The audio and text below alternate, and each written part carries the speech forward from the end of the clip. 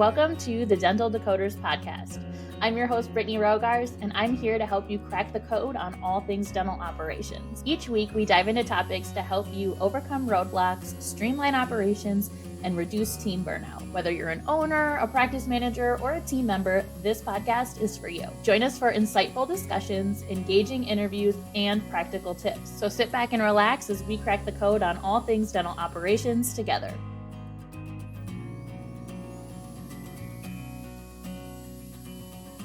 Well, hello, Decoders. I wanted to just pop on quick and share with you that this episode of Dental Decoders podcast is proudly sponsored by Transformational Dental Coaching. Are you ready to take your practice to the next level? Because for the next 5 episodes, we're excited to partner with Transformational Dental Coaching, founded by the amazing Rebecca Herring. Rebecca brings over 15 years of experience in the dental industry, transforming practices and empowering teams to reach their full potential. Whether it's team building, optimizing operations, reducing costs with virtual assistants, you name it, Rebecca's experience covers it all. Why choose Transformational Dental Coaching? For one, to grow your practice, build a dream team and cut costs with virtual assistants. 2, unlock your team's full potential, enhance teamwork, communication, and patient care. And 3, boost efficiency. Identify and eliminate inefficiencies, allowing your team to focus on exceptional patient experience. We also have an exclusive offer for all of our listeners. Transformational Dental Coaching is offering our audiences a free consultation call. So don't miss the opportunity to elevate your practice and drive success. Check out their website, which will be linked in the show notes, but it is yourtdcoach.com, and schedule your free call today. Welcome back to Dental Decoders. We are thrilled today to have the famous Lois Banta with us, and we cannot wait to dig into all things Lois. We're so glad you're here. Thank you so much for joining us. Well, thanks for the invite. I'm honored to participate. So any information I share that somebody will glean good stuff from, I'm in. That's what we are all about here. We love sharing those gems and little nuggets with our listeners in hopes that they have something to take away from our podcast every time they are here. So we will take any nuggets you've got today. Perfect. So Lois, tell us a little bit about your experience. You've been in dentistry for a very long time, and you have brought so many wonderful speaking topics and your book and retreats and all sorts of things that you have brought to so many of us in the dental industry. Tell us how you came into dentistry. How did you fine-tune what you are speaking about, books you've written? Give us all the kind of umbrella of all things Lois. Well, my experience comes from a long time ago, over the 25 years of working in dental offices. And so I started in dentistry in 1976, before most of your listeners were born. And over 25 years, 2 offices in Minnesota and 2 offices in Missouri. I've worked almost every single administrative position in a dental office that you can think of, including dental assistant for 6 of the longest months of my life. I was a horrible dental assistant. So I have a huge appreciation for the clinical side. Where I really shined, of course, was at the front desk and answering the phone, scheduling appointments, collecting the money, which was my favorite, filing insurance, which was also a favorite of mine. And all of those years of working in dental offices, I started designing and developing systems and communication skills to help our practices get better results. Well, my boss's friends discovered that I was getting these really great results and wanted me to come and teach their teams how to get those results. So I started doing it basically for free because I was just helping out my boss's friend, and realized very quickly that I think that's a business. So I joined an organization called the Speaking Consulting Network to learn how to have this as a business and be able to go nationwide and teach the skills that I now have fine-tuned. That turned into a speaking career and a consulting career that has basically taken me all over the world in the last 25 years. So I've been in dentistry for a long time, and I still feel relevant, and it's still a lot of fun. So I'm going to keep doing it until I no longer feel relevant. And from that, I had my consulting company for about 25 years. I sold the consulting company and realized that I get a better result for my clients by doing in-office masterclasses, and then the long-term and short-term results by teaching masterclass retreats. And so now I teach national inside the US and international outside the US retreats for dental practices want to take their practice up a level to the next level of success. And it's still fun. I've got a question for you, but before I ask, I can't imagine a world in which you are not relevant. You are so ingrained in just the core of all things dentistry that it would. I feel like you're going to be stuck doing this for a little while. So Yeah, I've almost told my husband they're going to be rolling me out in a wheelchair, and I'll still have things to say. So I've never lost all my words. So far it's still fun. So I'm going to keep doing it as long as I can. People ask me all the time, Lois, when are you going to retire? And it's like, no, that's not in my vocabulary. So I'm probably not ever going to retire. I'll slow down and change my model a little bit, but I still love to teach and create those aha moments with my clients and teams. One of the things that I love most about working with people and doing podcasts like this are people who are so passionate about what they do that like retiring is not something that we're thinking about, or we're like, because we love doing this. I do this for fun, and it just also happens to pay my bills, which is great. So I love working with other people who have the same passions. That is one of the most important messages is the profession that I am in. I've never done it for the money. The money is a nice side benefit.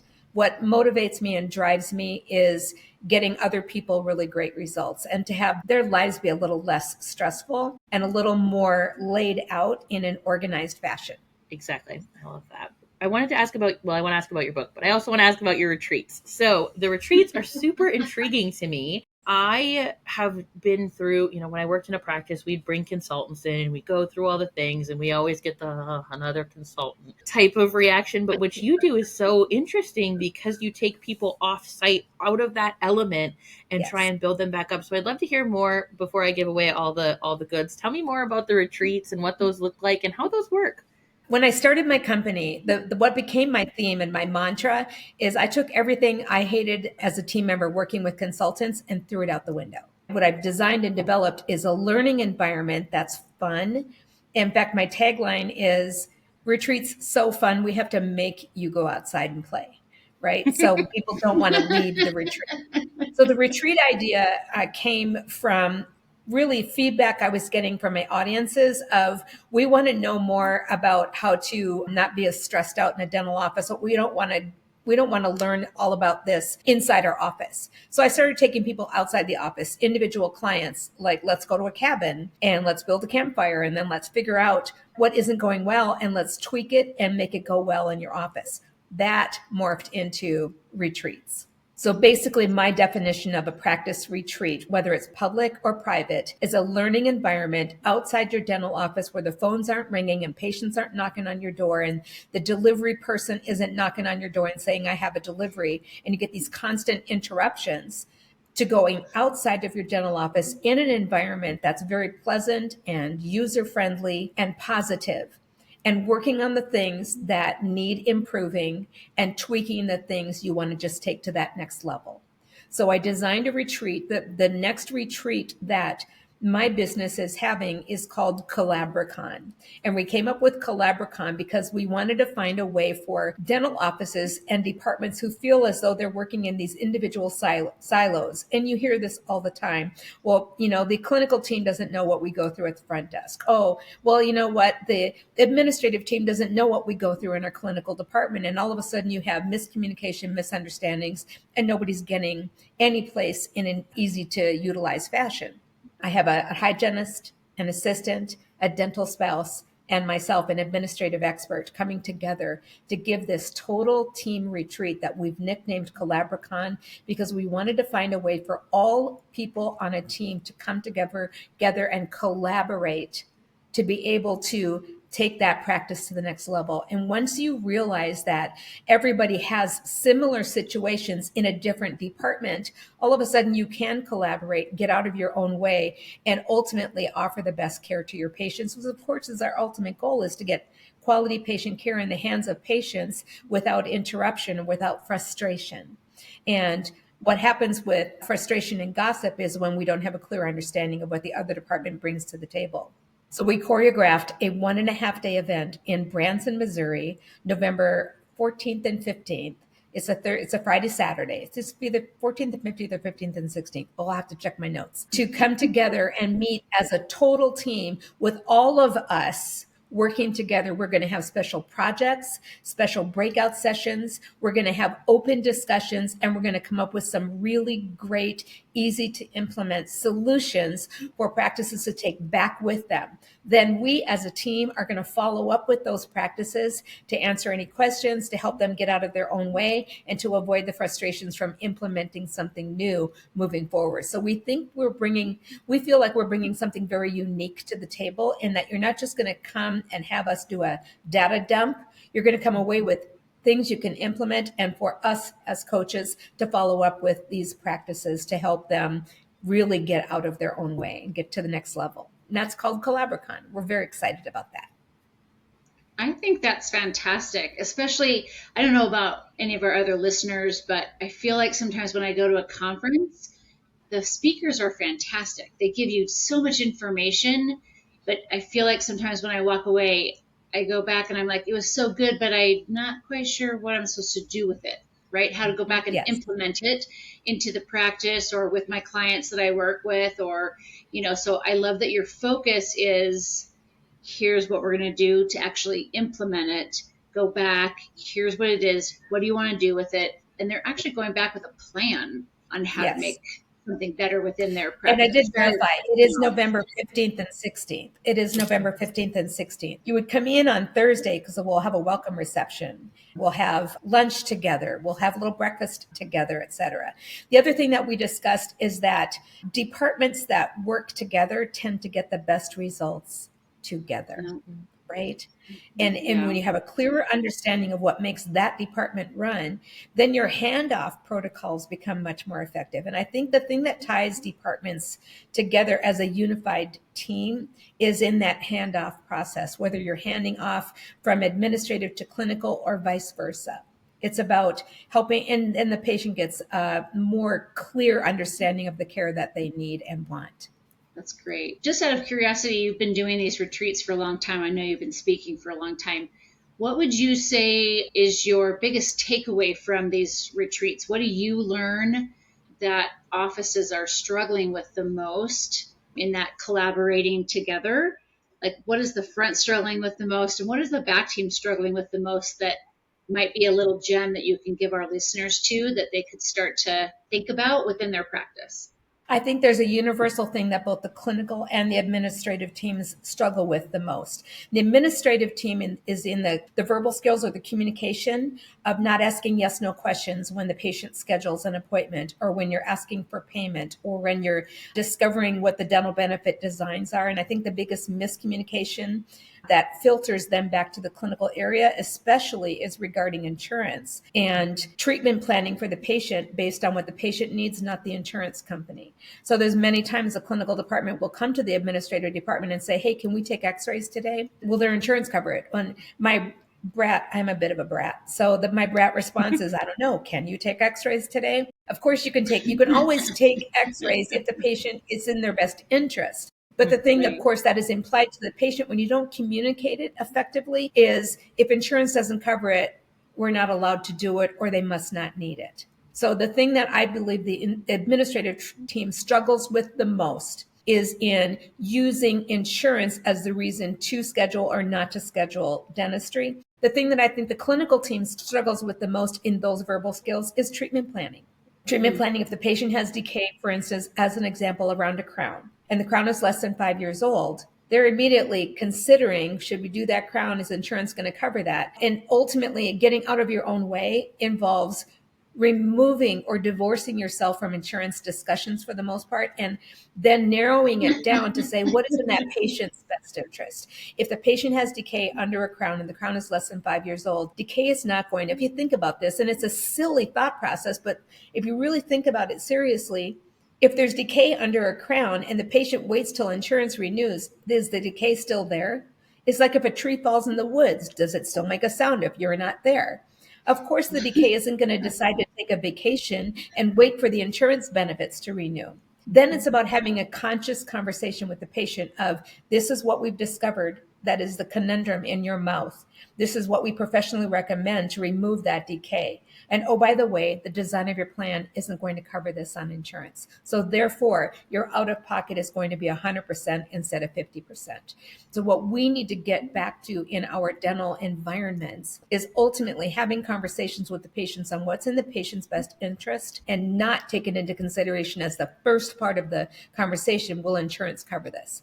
Is it important to have that knowledge? Yes. Should it be the decision maker? No. It should never be the decision maker whether insurance will cover something or not. Just changes the financial conversation. I like the really simple phrase, insurance aware, but not insurance driven. 100%. 100%. Insurance aware. It's good to have knowledge about a patient's benefits. You should never take responsibility for the outcome of those benefits. It's not in your purview. We didn't write the contract. The insurance company and the employer ultimately wrote that benefit contract. And the contract is between the insurance company, the patient, and their employer. We are a facilitator. We share information. It is not our job to get insurance to cover something. It is our job to help the patient be well informed, and to write the documentation as evidence-based so the insurance company understands our why behind our what.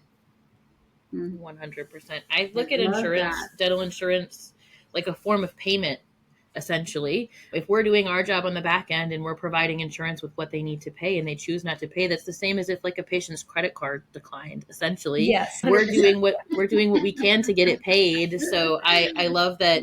I love shifting the mindset on that and making sure that we're doing our best to maximize the benefits, but not letting the benefits dictate the care that we're providing. Right. And you said something really important about being insurance aware. I think it's super crucial and important to help the patient be aware that their dental benefits were designed to help them with some of the cost of their dentistry. It is exactly like getting a rebate when you go buy a refrigerator. So I consider dental insurance a rebate policy. It's not designed to cover everything. Dental benefits are designed to cover your patient's basic needs. And the minute it goes into a more involved filling, like a crown bridge, partial denture implant, it's gone beyond more than basic, and it's not designed to give that full coverage. It's just not designed that way. 100%. So I have so many different lanes that I want to go in from that conversation. There were so many gems in there, but I also want to make sure that we have time to talk about your book too, because I think your book is such a valuable resource about how to keep your schedule full and how to manage your time and how to do all the things. So I would love to segue nicely into, so we've had the conversation with our patient on the care they need. We didn't let insurance dictate it. How do we get them on the schedule? Okay, so the book that I published last year is the one you're referring to. It is The Secrets to Effective Scheduling, or to reducing open time, basically. So getting the dollars on the books is one thing. Keeping the patient from canceling their appointment is a completely different animal. So what I basically have transitioned this book into a read and a workbook. So I literally wrote it and designed the book as the first half of the book is a read. It describes why patients cancel, why your schedule gets openings, how your schedule can be more productive, et cetera. And then the last half of the book literally goes into, here's how you can keep your schedule full, reduce open time, and get better case acceptance. So one of the things, main reason patients cancel. The reason I wrote this book is because as a consultant, I was seeing more open time happen in a practice. And I tied it back to, it's how we say what we say. Why we're getting more cancellations and failed appointments is we're giving our patients permission to cancel and fail. We're planting the seed, even though we don't intend to, of the patient canceling the appointment. So if I gave you some examples, in scheduling the dentistry, instead of asking the yes/no question, do you want to schedule? What time of day works best for you? What day of the week works best for you? If you tweaked that just a little bit, you would say to them, it would be informed, not ask the patient. Doctor recommended this crown for you. These are the next 2 appointments I have available for this crown. If you're trying to ask the patient if they want a morning or an afternoon, offer them a morning and an afternoon. They will then tell you. If the patient says to the practice, I need an early morning appointment, for me, that translates to, in my brain, any appointment before lunchtime.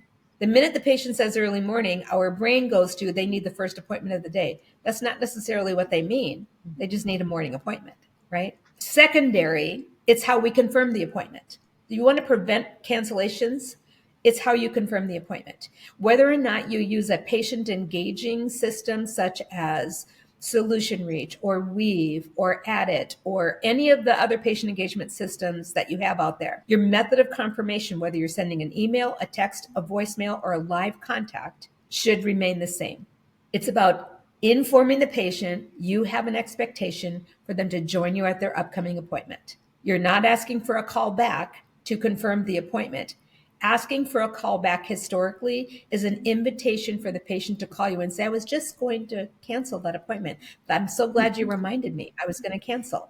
When the patient makes an appointment, there should be an expectation they intend to keep the appointment. So if you're confirming an appointment, my recommendation is to contact them, whether it's voicemail, text, email, or live contact, is to inform them. Just want to let you know you're on our schedule on Monday at 8 o'clock, and we're so looking forward to seeing you.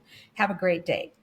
Now, sidebar, if you have a risky patient on your schedule, someone who tends to cancel and fail their appointments, there are rules that I have in place. Number one, never schedule a risky patient on the first day of your work week. The minute you do that, you're predicting that your Monday morning schedule is going to fall apart. And if you're a scheduling coordinator on this podcast, you know exactly what I'm talking about. The last thing you want to see coming into your office on a Monday morning is that little red light blinking, because you know there's probably cancellation.